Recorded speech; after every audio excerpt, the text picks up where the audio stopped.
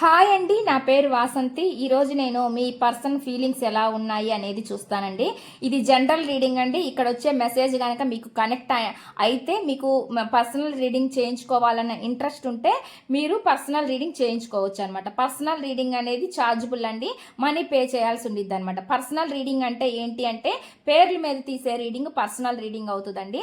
మీరు మీ గురించి అయినా అడగవచ్చు, మీ పర్సన్ గురించి అయినా అడగవచ్చు, ఇంకెవరి గురించి అయినా అడగవచ్చు అనమాట. పర్సనల్ రీడింగ్ అంటే మీ పర్సన్ గురించి అయితే వాళ్ళ ఫీలింగ్స్ ఎలా ఉన్నాయి, వాళ్ళు మీ లైఫ్లోకి వస్తారా రారా, ఆన్ అండ్ ఆఫ్ సిచ్యువేషన్లో ఉంటారా, వాళ్ళ లైఫ్లో ఇంకెవరైనా ఉన్నారా, వాళ్ళ సిచ్యువేషన్ ఎలా ఉంది, ఇలా మీరు క్లారిటీగా తెలుసుకోవచ్చండి పర్సనల్ రీడింగ్లో.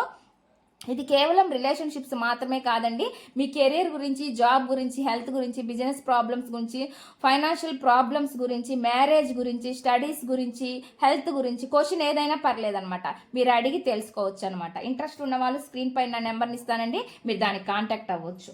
ఇప్పుడైతే నేను మీ పర్సన్ ఫీలింగ్స్ ఎలా ఉన్నాయి మీ పైన అనేది చూస్తాను. ప్లీజ్ యూనివర్స్ ఏంజల్స్, ప్లీజ్ యాక్యురేట్గా రీడింగ్ ఇవ్వండి. Universe angels, gratitude, please accurate reading. ఇక్కడ తీసే రీడింగ్ ఎవరు పర్సనల్ రీడింగ్ కాదండి. పర్సనల్ రీడింగ్ అంటేనే ఓన్లీ పేర్ల మీద తీసే రీడింగ్ పర్సనల్ రీడింగ్ అవుతుంది. ఇది పర్సనల్ రీడింగ్ అయితే కాదు. Okay, please universe angels, please యాక్యురేట్గా రీడింగ్ ఇవ్వండి. యూనివర్స్, చూసే వ్యూవర్స్ ఎవరైతే ఉన్నారో వాళ్ళ పర్సన్ ఫీలింగ్స్ ఎలా ఉన్నాయి, ప్లీజ్ యాక్యురేట్గా రీడింగ్ ఇవ్వండి. Universe, please accurate reading. చూసే వ్యూవర్స్ ఎవరైతే ఉన్నారో వాళ్ళ పర్సన్ ఫీలింగ్స్ ఎలా ఉన్నాయి, please universe angels, please accurate reading.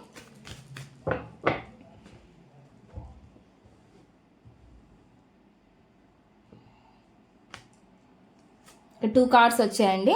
వీళ్ళు ఏంటి అంటే వీళ్ళు ప్రజెంట్ స్టక్ ఎనర్జీ చూపిస్తున్నారు అనమాట. స్టక్ అంటే ఆగిపోవడం, ఏ విషయంలో డెసిషన్ తీసుకోకుండా ఆగిపోవడం అనమాట.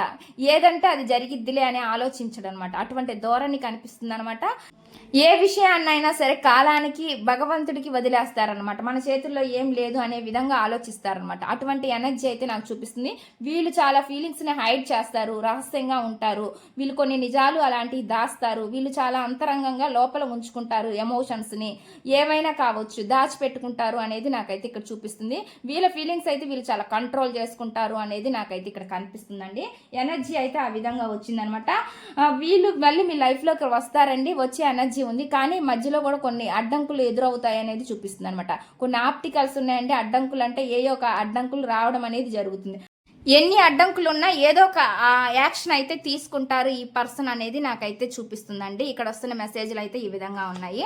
ఇదండి ఈ రీడింగ్ కనుక మీకు నచ్చినట్లయితే ప్లీజ్ లైక్ చేయండి, షేర్ చేయండి.